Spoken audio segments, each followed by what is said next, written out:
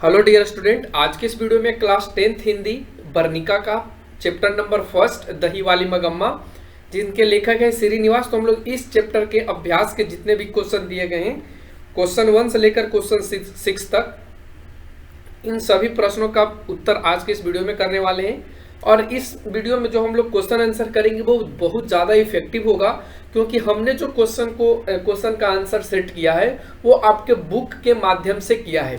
और इसमें जो 4 नंबर क्वेश्चन है बहुत ज़्यादा इंपॉर्टेंट है। इसका उत्तर बहुत से यूट्यूब पे आप देखेंगे कि गलत गलत कराया गया है, तो आप लोग जरूर इस वीडियो को देखिए और पूरे को अच्छे से समझिए। इस क्वेश्चन का आंसर हम आपको बुक के माध्यम से सेटिस्फाइड करा देंगे। तो चलिए बढ़ते अपने क्वेश्चंस की तरफ, उसका आंसर देते हैं। तो देखिए फर्स्ट क्वेश्चन आपके स्क्रीन पर आ रहा है, जिसमें कहता है कि मगम्मा का अपनी बहू के साथ किस बात को लेकर विवाद था। यानी मगम्मा और बहू में जो लड़ाई चल रही थी, मगम्मा और उसके बहू, और बहू का नाम आपको बता दे, उसका बहू का नाम था नजम्मा। तो उन दोनों में जो लड़ाई का कारण था, विवाद का कारण था, वो क्या था। तो देखिए इस प्रश्न का उत्तर हो जाएगा कि मगम्मा का अपनी बहू के साथ अधिकार को लेकर के विवाद था। ऑब्जेक्टिव क्वेश्चन भी यहाँ से पूछा जा सकता है, तो आप लोग ध्यान रखेंगे। अधिकार को लेकर विवाद था। वह चाहती थी कि उसका अधिकार पूरे घर में हो। वह चाहती करने का मतलब मगम्मा चाहती थी कि उसका जो अधिकार हो वो पूरे घर में हो, चाहे बेटा हो या पोता हो या बहू हो, वो तीनों पर अधिकार करना चाहती थी। एक दिन की बात है कि उसकी बहू जब पोते को किसी कारणवश पीट रही थी तो मगम्मा ने अपना अधिकार दिखाया, तो इन दोनों के बीच में विवाद हो गया। यानी मगम्मा ने कहा कि भैया तुम क्यों पीट रहे हो, तो इस पर उसकी जो बहू थी वो लड़ने लगी, और इतना लड़ने की बात आ गई, इतना तक लड़ी कि आगे चलकर मगम्मा को अलग भी होना पड़ा, और वो खुद से अकेले रहने भी लगी और अपना सारा काम अकेले भी करने लगी। तो ये चीज इस क्वेश्चन में छिपा हुआ है। तो आप लोग इस प्रश्न का उत्तर ऐसे लिखेंगे तो आपको कोई नंबर कटने वाला नहीं है। क्वेश्चन नंबर 2 आइए। क्वेश्चन नंबर 2 देखिए, कहता है कि रंगप्पा कौन था। ये क्वेश्चन आपसे पूछा था, और इसमें आपसे पूछा है कि वह मगम्मा से क्या चाहता था। तो ये बहुत इजी क्वेश्चन है। ये तो आपको क्वेश्चन जो है वो ऑब्जेक्टिव में हमेशा देखने को मिलता है। आपसे क्वेश्चन में पूछ लिया जाता है ऑब्जेक्टिव क्वेश्चन में कि रंगप्पा कौन था, तो आप लोग ध्यान रखेंगे।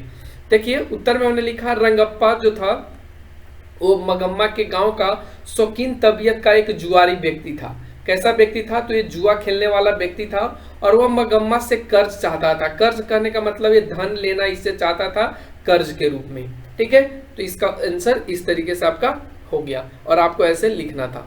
उसके बाद आते क्वेश्चन नंबर 3 पे, जिसमें कहता है बहू ने सास को मनाने के लिए कौन सा तरीका अपनाया। तो चलिए इस प्रश्न का उत्तर जानते हैं। उत्तर में हमने लिखा कि बहू ने सास को मनाने के लिए अपने बेटे का सहारा लिया। बहू ने अपने बेटे को सिखाकर सास के पास भेज दिया, और पोता कहने लगा कि मैं भी तुम्हारे साथ बेंगलुरु जाऊंगा। यानी जहां पर मगम्मा दही बेचने जाया करती थी, तो उसका पोता भी उसी के साथ जाने के लिए जिद करने लगा, और जिद पकड़ करके वो बैठ गया। ठीक है, जो मगम्मा से संभव नहीं था, और मगम्मा एक बच्चे को लेकर उतना दूर तक जाए ये उससे संभव नहीं था। वो उस मतलब बच्चे को एक तरफ पकड़े और एक तरफ अपने दूध दही को पकड़े, तो ये चीज उससे संभव नहीं हो पा रहा था, इसलिए वो उसे ले जाने से मना कर दिया। और इस पर बेटा और बहू ने मगम्मा को मनाया और कहा कि देखिए सब कुछ आपके लिए ही कर रहे हैं और सब कुछ आपका ही है, तो क्यों ना हम आपस में मिलकर रहें। आप घर में बैठे, हम बाहर के काम करें और आप आराम से बैठे। तो इस तरीके से जो बेटा और बहू था दोनों मिल करके मगम्मा को मना लेता है, और साथ में खुशी खुशी रहने लग जाता है। तो आपको इस तरीके से यहाँ पे आंसर लिखना था। अब चलते क्वेश्चन नंबर 4। ये बहुत ज़्यादा इंपॉर्टेंट है, क्योंकि इसका बहुत से यूट्यूब पे बहुत से अलग अलग तरीके का आंसर है। तो कहा क्वेश्चन में कहा है कि इस कहानी का कथावाचक कौन है, उसका परिचय दीजिए। तो देखिए इस कहानी के जो कथावाचक हैं वो लेखक की माँ है, लेकिन बहुत से लोग लेखक को ही मान लेते हैं। यानी यहाँ पे लिख देते हैं कि इस कहानी का जो कथावाचक है वो कौन है, वेंकटेश अयंगर जी हैं, या कह सकते हैं श्रीनिवास जी हैं। लेकिन श्रीनिवास जी इनका इस कहानी का कथावाचक नहीं है। वो उन्होंने राइटर के रूप में, यानी उड़िया भाषा में, कन्नड़ भाषा में इन्होंने लिखा था, लेकिन इसको हिंदी में भी अनुवाद करने वाले जो थे वो बी आर नारायण थे। ठीक है, ध्यान रखेंगे वो बी आर नारायण थे। लेकिन यहाँ पे कथावाचक यानी कथा को कहने वाला कौन व्यक्ति है, तो ये लेखक की माँ है। आप लोग जरा इसे ध्यान से देखिएगा और इस क्वेश्चन को बहुत अच्छे से समझिएगा और लिखिएगा भी। ऑब्जेक्टिव भी क्वेश्चन आपसे पूछा जाता है कि मगम्मा कहानी के कथावाचक कौन है, तो आप वहां पे लेखक की माँ को ही मारेंगे। ठीक है, तो देखिए हमने लिखा है कि इस कहानी का जो कथावाचक है वो लेखक की माँ है, जो बेंगलुरु में रहा करती है। वो कहाँ रहती है? बेंगलुरु में। लेखक की माँ स्वभाव से बहुत अच्छी है, क्योंकि यहाँ पे परिचय देने की बात किया है, उनको बताना है कि वो कैसी हैं, ये आपसे पूछा है क्वेश्चन में। इनका इस कहानी की नायिका जो है वो मगम्मा है, और मगम्मा से माँ जी दही लिया करती हैं। माँ जी कौन है? तो वही लेखक की माँ है, और मगम्मा इसे प्यार से माँ जी कहकर बुलाती है। ठीक है, मगम्मा और उनमें बहुत ही घनिष्ठता है, वो दोनों आपस में घनिष्ठता संबंध रखते हैं, एक दोस्त का एक फ्रेंड का संबंध रखते हैं। दोनों ही एक दूसरे का हाल चाल पूछा करती हैं, यानी एक अपने घर की हाल बताती है दूसरे को, और दूसरे अपने घर की हाल बताती है पहले को। इस तरीके से दोनों में घनिष्ठता है, और इस तरीके से दोनों आपस में बातचीत करती हैं। तो इस तरीके से आपको क्वेश्चन नंबर 4 का आंसर लिखना था। अब बढ़ते क्वेश्चन नंबर 6 पे, और देखिए इस क्वेश्चन को हम यहाँ पे सेटिस्फाइड भी करा देते हैं कि इस कहानी का कथावाचक लेखक की माँ कैसे है। तो देखिए यहाँ पे कहता है, आमतौर पे जब भी मगम्मा हमारे मोहल्ले में आती है, ये कौन कह रहा है आगे आपको क्लियर हो जाएगा, तब वो हमारे घर में आकर कहती है, दही लोगी माँ जी। देखियो ध्यान रखना, दही लोगी माँ जी, यानी माँ जी कौन है? तो लेखक की माँ है। माँ जी कौन है? तो लेखक की माँ है। तो ध्यान रखेंगे, इसी से आपका ये पूरा जो कंसेप्ट है वो क्लियर हो गया होगा कि कहानी का कथावाचक के रूप में कौन है? तो लेखक की माँ है। ठीक है, अब बढ़ते हैं आगे के क्वेश्चन नंबर 5 पे। ये कहता है कि मगम्मा का चरित्र चित्रण कीजिए। मगम्मा का चरित्र चित्रण कहने का मतलब मगम्मा कैसी है, उसका क्या स्वभाव है, इस कहानी में उसका क्या रोल है, ये सारे चीजों को आपको इस प्रश्न का उत्तर में लिखना है। ठीक है, तो देखिए हमने उत्तर में लिखा है कि मगम्मा इस कहानी की प्रमुख नायिका है। नायिका के मतलब प्रमुख पात्र भी कह सकते हैं, या कह सकते हैं प्रमुख चरित्र भी है, ये भी आप कह सकते हैं। लेकिन हमने यहाँ पे नायिका शब्द का लिया है, जो ग्रामीण क्षेत्र में रहने वाली एक आम महिला है। और ये कहाँ की रहने वाली है? तो एक गांव के क्षेत्र में रहने वाली एक महिला है, और ये पान सुपारी भी खाती है। ये महिला क्या है? तो ये पान सुपारी खाती है। उसका गांव का नाम जो था वो वेंकटपुर था। ध्यान रखेंगे, उसके गांव का नाम क्या था? वेंकटपुर था। मगम्मा अपने गांव के पास के शहर में दही बेचने का काम करती है। मगम्मा कौन सी काम करती है? दही बेचने की।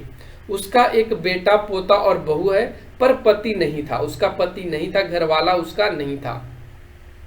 मगम्मा अपने परिवार पर अधिकार जमाना चाहती थी। इसी कारण उसका अपने बहू से झगड़ा हुआ था, और अधिकार के कारण ही उसने अपने बहू से झगड़ा किया था, सिर्फ छोटी सी बात को लेकर के।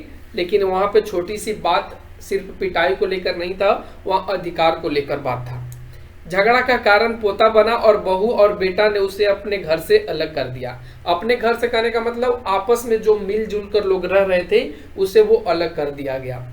मगम्मा के अलग हो जाने के बाद गांव के जुआरी और शौकीन तबीयत का व्यक्ति रंगप्पा के द्वारा उसे तंग किया जाता है। लेकिन कुछ समय बाद ही बहू द्वारा एक चाल चली जाती है, जिसमें बहू ने सास को मनाने का तरीका अपनाती है, और फिर से मगम्मा अपने परिवार के साथ खुशी खुशी रहने लगती है। तो आप देख पाए कि मगम्मा का चरित्र चित्रण क्या है। पहले तो वो एक इस कहानी का नायिका है, साथ में वो एक महिला है जो गांव में रहने वाली है। उसका स्वभाव क्या है? तो वो अधिकार जमाने वाला उसका स्वभाव है। वो उसका अगर रुचि की बात करें तो वो पान सुपारी खाने वाली महिला है। उसका अपने ही घर में अपने ही बहू से उससे लड़ाई होती है, और लड़ाई होने के उपरांत उसका बेटा और बहू से अलग कर देता है। और उसको अलग कर देने के बाद उसी के गांव का एक जुआरी व्यक्ति जो रंगप्पा है, उसे तंग करता है, उसे पैसा कर्ज वगैरह मांगने की बात करता है, जिसे मगम्मा डर जाती है, और ये चीज को बहू देख लेती है। और फिर से बहू एक चाल चलती है, अपने बेटे को अपनी सास के पास यानी मगम्मा के पास भेज देती है, जिसे जो सास है वो मान जाती है, और मानने के उपरांत तीनों आपस में मिलजुल कर रहने लग जाती है। तो यही इस कहानी में मगम्मा का चरित्र चित्रण है। अब बढ़ते आगे क्वेश्चन नंबर 6 में कहता है कहानी का सारांश प्रस्तुत कीजिए। ये बहुत ज्यादा इंपॉर्टेंट क्वेश्चन है और एक क्वेश्चन बहुत बार पूछा जा चुका है और आपको बता दें क्वेश्चन 5 से 7 नंबर के बीच में पूछा जाता है, तो ध्यान रखना है इसको। कहता है प्रस्तुत कहानी हमारे पाठ्य पुस्तक वर्णिका भाग 2 से लिया गया है। इस पाठ के लेखक हैं श्रीनिवास जी, ध्यान रखना है। जिनका पूरा नाम अगर बात करें तो मास्ती वेंकटेश अयंगार है। उनका जो जन्म हुआ है वो 6 जून 1891 ईस्वी में हुआ है और कहाँ, कोलार गांव का नाम है और कोलार कहाँ है तो कर्नाटक में है। ठीक है, यह कहानी कन्नड़ कहानियों से साभार ली गई है। साभार कहने का मतलब उससे कृतज्ञ है, उसी की कृति से ली गई है। इस कहानी का अनुवाद B.R. नारायण के द्वारा किया गया है। तो यह कहानी और इस चैप्टर के बारे में हमने बताया कि लेखक कौन है, कैसे लिखे हैं, कौन सी भाषा में लिखी गई थी, फिर इसका अनुवाद किन्होंने किया है। तो ये सारे चीज पहले पॉइंट में हमने आपको बताया और ऐसे आपको एग्जाम में भी लिखना है। फिर उसके बाद सेकंड में हमने लिखा कि यह कहानी सास और बहू के बीच के अधिकार को लेकर लिखा गया है। इस कहानी में शहर और गांव दोनों को शामिल किया गया है। इस कहानी की नायिका मगम्मा है। तो विलेन का मतलब यहाँ पे आप समझ पा रहे हो, नायिका का मतलब हीरो और विलेन का मतलब आप समझ पा रहे हो विलेन कौन है, जिसको कह सकते हैं दुश्मन या कह सकते हैं गुंडा। ठीक है, तो यहाँ पे विलेन के रूप में उसकी बहू है जिसका नाम नजम्मा है।